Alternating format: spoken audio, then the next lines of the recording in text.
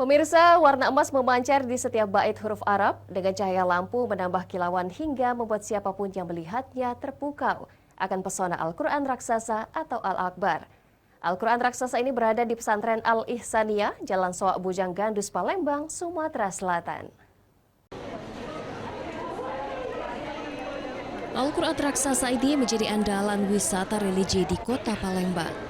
Memasuki Museum Al-Quran Al-Akbar, Anda akan disuguhkan Al-Quran yang menjulang tinggi.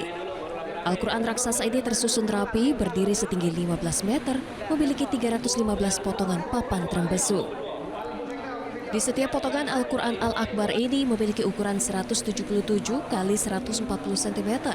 Yang kedua sisinya diukir dengan ornamen khas Limas Palembang. Jika dihitung jumlahnya menjadi 630 halaman. Al-Quran ini dilengkapi tajwid serta doa khatam bagi para pemula. Karya indah ini menjadi Al-Quran terbesar di dunia dan telah diresmikan oleh Presiden Indonesia ke-6 Susilo Bambang Yudhoyono pada 30 Januari 2012 lalu.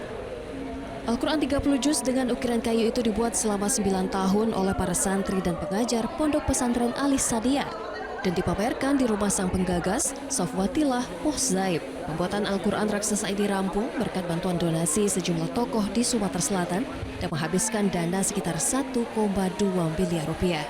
Ini juga merupakan bentuk dari kerajinan nasional yang luar biasa karena di sini semua ayat Al-Quran itu dibuat menggunakan tangan yang adalah juga salah satu unsur dari kerajinan nasional. Jadi keistimewaan Al-Quran kita ini Pak memang luar biasa.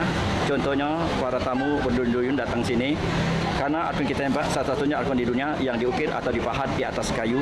Pada umumnya Al-Quran ini kan ditulis, dicetak di atas kertas, kulit hewan, di atas daun, lempengan besi, di atas kain. Tapi ini benar-benar ukiran tangan menggunakan khas ukiran Palembang. Nah, jika Anda sedang berkunjung ke Palembang, wajib ke sini ya. Hanya dengan tiket infak Rp15.000, Anda bisa menikmati pesona Al-Quran Raksasa. Dari Palembang, Bambang Irawan Aljus, laporkan.